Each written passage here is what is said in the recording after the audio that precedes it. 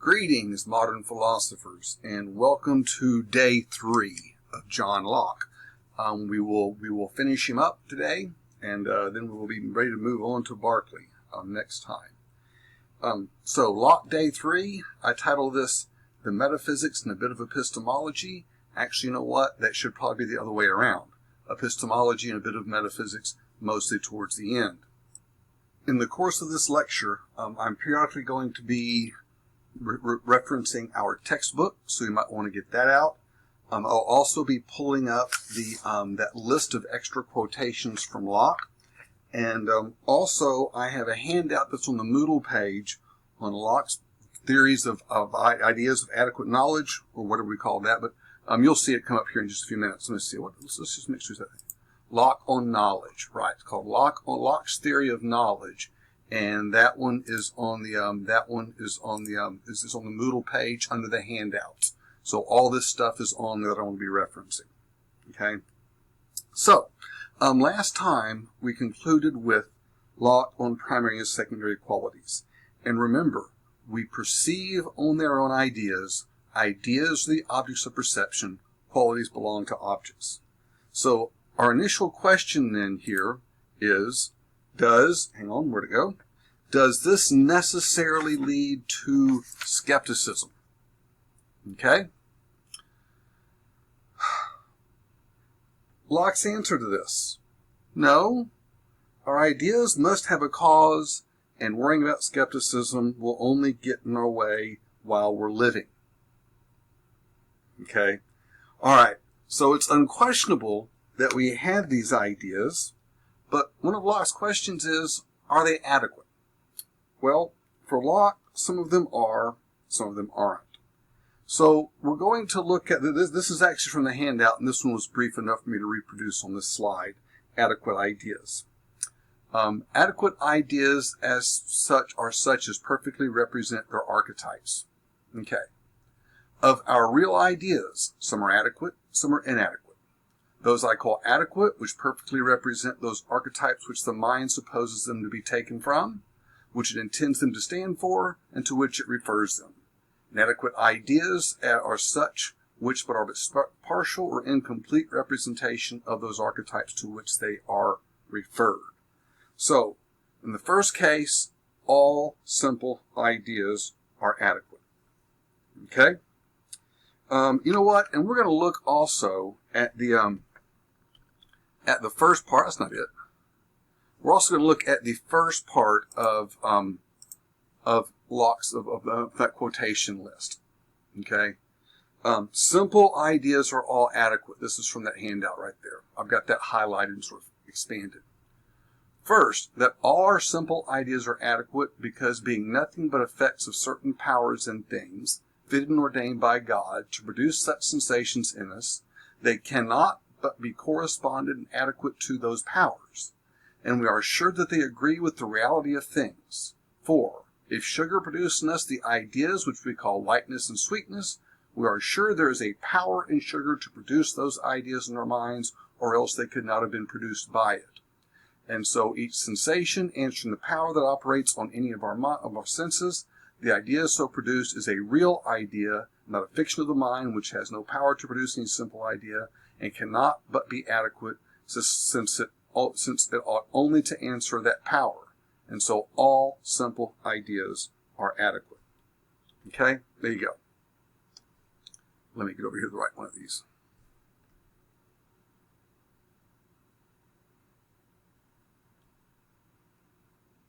Next. There we go. Our complex ideas of modes are adequate. And this is from that handout also. I have this one highlighted. This is that 2xxi3. Modes are all adequate. Secondly, our complex ideas of modes, being voluntary collections of simple ideas which the mind puts together without reference to any real archetype or standing patterns existing anywhere, are and or cannot be but adequate ideas. Okay, here he's actually talking about mathematical things like geometry and such as that. Okay? Because they are not being intended for copies of things really existing, but for archetypes made by the mind to rank and denominate things by, cannot want anything, they having each of them that combination of ideas and thereby that perfection which the mind intended they should, so that the mind acquiesces in them and can find nothing wanting. Thus, by having the idea of a figure with three sides meeting at three angles, I have a complete idea wherein I require nothing else to make it perfect. If the mind is satisfied with the perfection of this idea, it is plain, and it does not concede that any understanding hath or can have a more complete or perfect idea of that signifies by the word triangle, supposing it to exist, than itself has in that complex idea of three sides of three angles, and so forth. So complex ideas of modes. Again, this is referring to those kinds of mathematical things, right? Third, all complex ideas of substances are inadequate. Okay? And we're going to go back to that handout again and look at that next little part that's blue down there. Okay? But in our ideas of substance it is otherwise. For there, desiring to copy things as they really do exist, and to represent to ourselves that constitution on which all their properties depend, we perceive our ideas attain not that perfection we intend. We find they still want something, we should be glad we're in them, and so all are inadequate. Okay? So let's fill this idea out here, this last one. In order to fully understand this last thing, this complex ideas of substances, we need to make a distinction between real and nominal essences.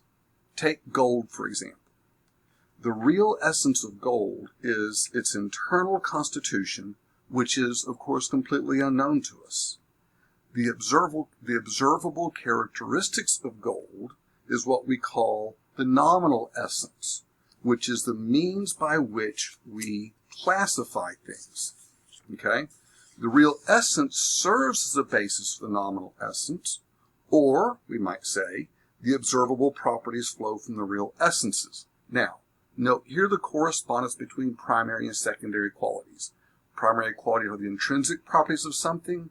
The secondary qualities depend on the primary qualities. So, the fact of real essence allows for science, even though we cannot know the real essence. So, notice this then. Our classification of things into kinds is not based on a thing's real essence, but upon its nominal essence. Different folks might disagree about such classifications, so classifications then are conventional ultimately. But we should expect fairly broad agreement on classifications because nominal essences are based on what is really there, that is, on the real essence. Okay? So, now this covers the stuff that we kind of did before. So what I want to do now is back up and try to get a general picture of Locke's theory of knowledge. And let me say, first of all, you may have noticed this already, especially if you've been reading around in this. Locke is an inveterate categorizer and classifier, and we're going to try to keep these to a minimum. Okay, that handout has some coming up, and they're everywhere. He's always making this list of 2 kinds of this, 3 kinds of this, and etc. Okay, now to the theory of knowledge. Remember, Locke was trying to ascertain the degree to which our ideas are cognitively adequate. Okay, but first we have to define what knowledge is. In Book 4, Chapter 1, we'll look at that right here in just a second. Locke defines knowledge as the perception of certain relations of agreement and disagreement between our ideas. Okay? This is on page 416. This is the quotation right there.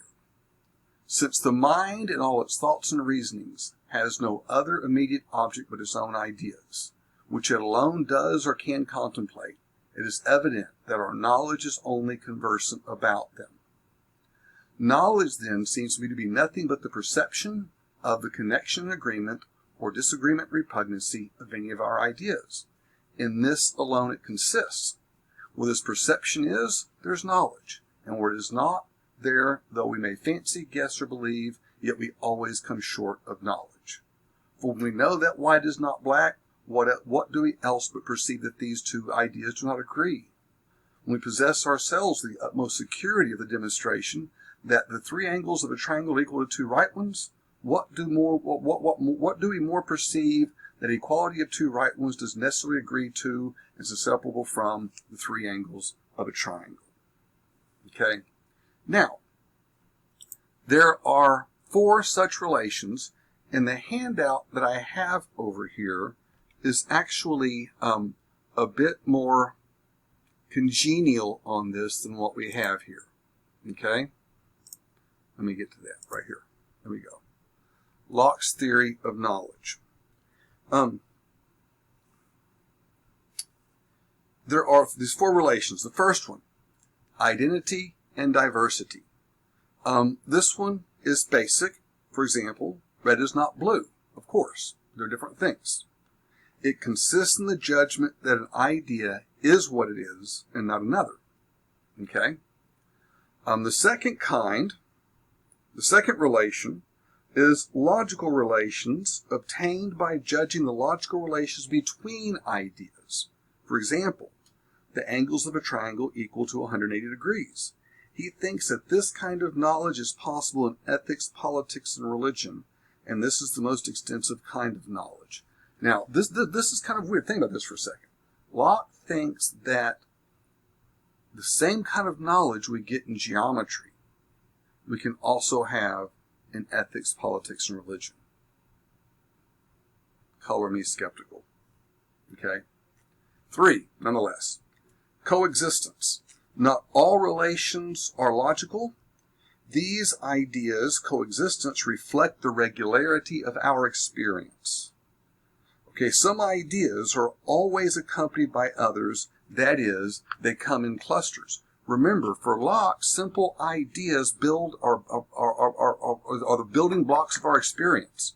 Okay, while most of our experience consists of complex ideas, are all built by simple ideas, and simple ideas are the building blocks of experience. So that when Locke talks this way, the idea of any complex object is always a cluster of simple ideas. Because remember, all we experience is our own ideas, right? So, some ideas are always accompanied by others, that is, they come in these consistent clusters. Locke notes, for example, that our knowledge of gold, that seems to be his favorite example, consists in the judgment that the ideas of yellowness, weight, and certain powers always accompany each other. Knowledge of this kind is really very limited. In other words, we're ignorant of real existences, okay, of real essences. Real essences, yeah, as opposed to nominal. The fourth one, real existence. The fourth relation is that of the actual real existence to any idea. Oh boy. This last one is trouble. Oh boy. Look, knowledge, a relation between a real existent and an idea is not a relation between ideas. Yet Locke says that knowledge is about the relations of ideas. But a relation between a real existence and an idea is not a relation between ideas. Okay? He has bypassed a real problem here. Okay? He's bypassed a real problem here. Okay? A relation between a real existent and an idea is not a relation between ideas. Notice this. If the mind knows only its ideas, how can it know to what existence, if any, its ideas are related? Okay? Descartes, remember, appealed to God to fix this problem, since God gave us innate ideas. Locke, of course, rejects this solution. He doesn't believe in innate ideas. He's an empiricist, right? So instead of trying to find a better solution, he generally just ignored it. but we will come back to this question of the knowledge of real existences in a few moments. Okay? In Chapter 4, Book 4, Chapter 2, he describes 3 degrees of cognitive adequacy. And again, I like my handout over here a little better, so let me see if I can get over there. There you go. Locke's 3 degrees of cognitive adequacy. This is very intriguing. First, there is intuitive knowledge, which is immediately certain and cannot be doubted. How about that? The mind simply sees a necessary connection. For example, 3 is more than 2. Locke believes that we have intuitive knowledge of our own existence and of certain principles, like, for example, every event has a cause. Interesting. Second, there is demonstrative knowledge, which is less easy and clear. We don't immediately see this kind of knowledge, but it requires us to make connections between what we do see. Whereas the first kind is an intuition, the second kind is a chain of intuitions. Because of this chain, this kind of knowledge is subject to error. Third, there is sensitive knowledge, which is even less certain than demonstrative. This is the knowledge we have of particular external objects when they're present to our senses. This is the basis of our knowledge of real existence of objects, such as we know them. Okay? Note that Locke believes there are 3 kinds, okay? Let me back up here. Our knowledge of real existences. This raises an ugly problem for Locke, but I want to fill this out just a bit more. Locke believes that there are 3 types of real existences: selves, gods, and bodies. Let me ask you this. Does this look familiar? Descartes, maybe? Okay. Of our own existence, we have intuitive knowledge. And for this one, I'm going to go pull up that handout here. This is fascinating. Our intuitive knowledge of our own existence. As for our own existence, we perceive it so plainly and so certainly that it neither needs nor is capable of any proof. For nothing can be more evident to us than our own existence. I think, I reason, I feel pleasure and pain. Can any of these be more evident to me than my own existence? If I doubt of all other things, that very doubt makes me perceive my own existence and will not suffer me to doubt of that.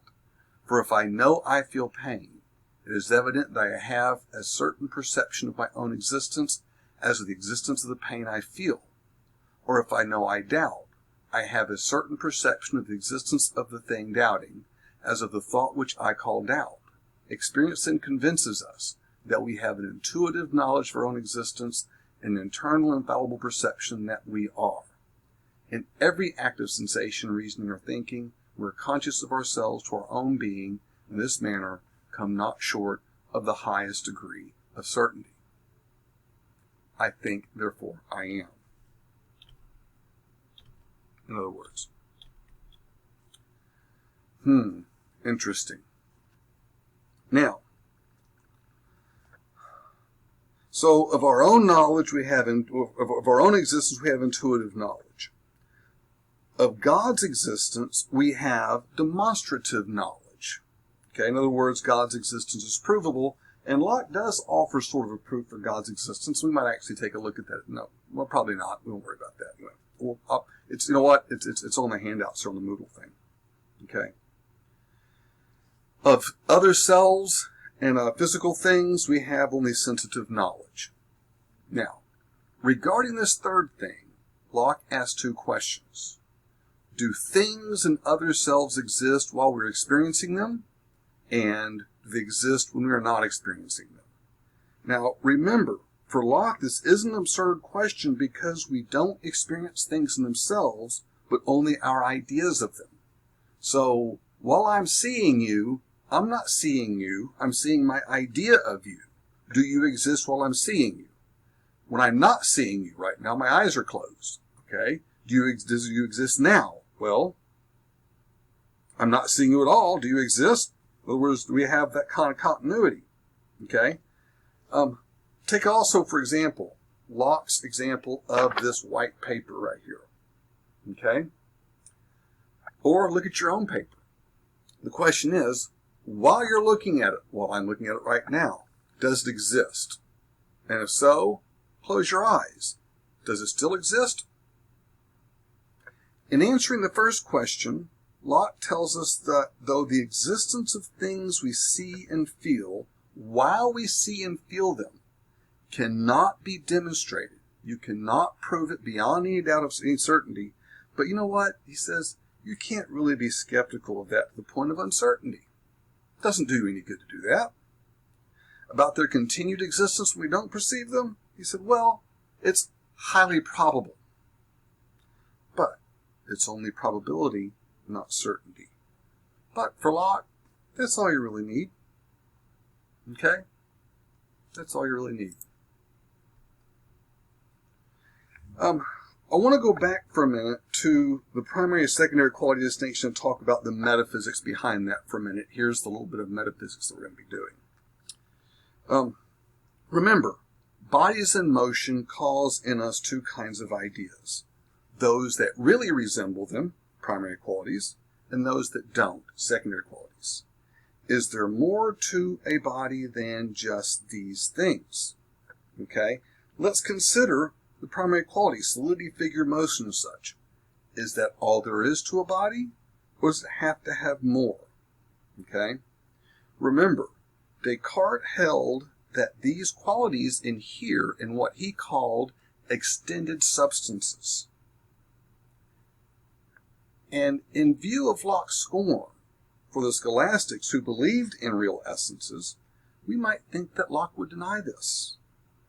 But alas, Locke held in good Cartesian fashion that every object has a real, internal, but unknown constitution whereupon its discernible qualities depend, and that all of its properties flow from that essence. So if we could discover that essence, we could deduce those properties just as we deduce the properties from its essence, which is, of course, knowable. That is the triangle's essences. Egad, is Locke talking about substance? Indeed, he is. I'm going to refer to the textbook now, page 389, number 1. This is chapter 23 of Complex Ideas of Substance. Feel free to pause this and pull that out and look at it if you at least want to mark it in your book.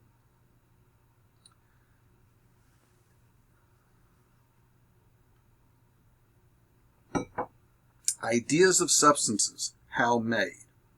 Remember, according to Locke's plain historical method, he has to tell us how he came up with these ideas, right?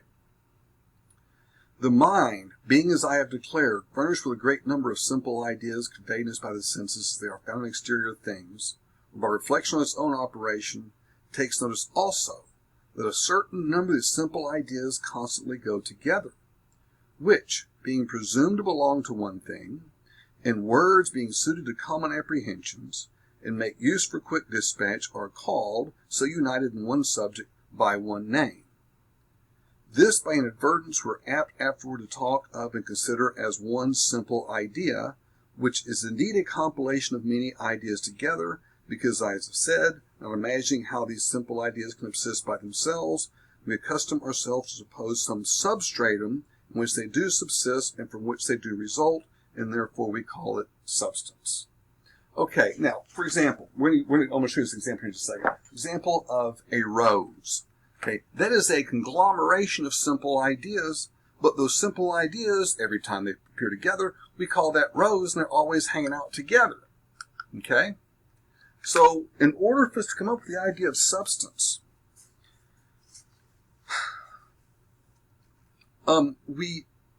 we start with the ideas of particular substances. for example, a rose. Okay? We notice that in our experience, certain things, certain ideas seem to go together all the time. We presume that these ideas must adhere in something. That is, they have some kind of unknown core that holds these things together, because remember, again, for Locke, these simple ideas are the basic building blocks of experience. Now, this presumption that things must adhere in something, this is how we get to our ideas of particular substances. Then we can move to other experiences and talk about kinds of substances, right? Rather than a rose, we talk about roses in general. Okay? Finally, by abstraction, from many such cases, we can get the general idea of a substratum, the idea of pure substance. Now, in order to get there, we must assume, of course, that all properties have to have some support of some kind. Locke introduces the notion of substance in general to answer the question, quote, what is it that supports qualities and unites them into individual things? Substance itself is pure substratum. It has properties, so it holds properties, but is not itself a property of any other substance. And in this regard, he totally agrees with Leibniz on this, by the way. Substance per se is propertyless. It has no essence in of itself. It has no inherent nature except to support properties. And because it has no positive nature, it is not to be identified with any particular substance. Notice this. Since we know things by their properties, and since substance has no inherent properties, I cannot know it. So it is, as Locke would say, an I know not what. Then why positive? Let's look at Thompson's reconstruction of Locke's argument. This is on page 163 of Thompson's book. Any object is something distinct from each of its properties. Therefore, an object is something distinct from all of its properties. Properties cannot exist on their own and must adhere to substance. Properties can't just be floating out there, right? Therefore, any object is a substance distinct from all of its properties. That is, a thing isn't merely reducible to its properties. Now, here we come to some critical comments by way of transition here. I want to ask, can Locke get away with this? This whole substance thing, right? It seems that Locke wanted to hold on to essences while denying that we can ever know them. Really? If we can't know them, then doesn't this violate Locke's plain historical method? Remember, Locke said before we can make judgment of an idea, we have to use the plain historical method to trace the idea back to experience. You've never experienced pure substratum. Therefore, it's not a fit idea to be judged upon. And that's the only thing we can conclude from this.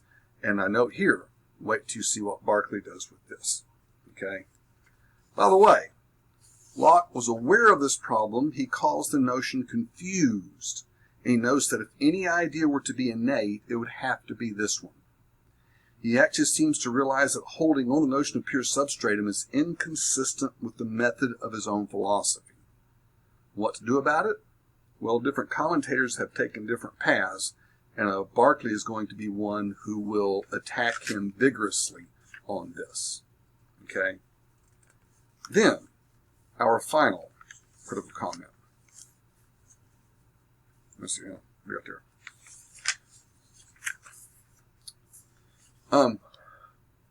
More on this plain historical method. Locke assumes, okay, in the plain historical method, Locke is interested in giving account of the origin of ideas in order to explore the limits of human knowledge. Okay? So, let's look at the starting point. Can he get away with it? What's wrong with it? Like we'll see in some of the other philosophers coming up, the main problem is that Locke assumes that the origins of all of our ideas are simple units. Okay? Because of this, Locke's method became a search for simple units of sensation or reflection. But notice this.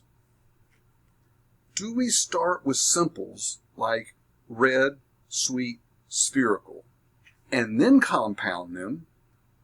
Or do we start with the whole, apple, and then analyze it into simples? Surely we do the latter. Okay? The first time a child encounters a ball, a red ball, or you encounter anything like that, you're not assembling it from its parts. First of all, you see the whole, then we analyze it. Okay?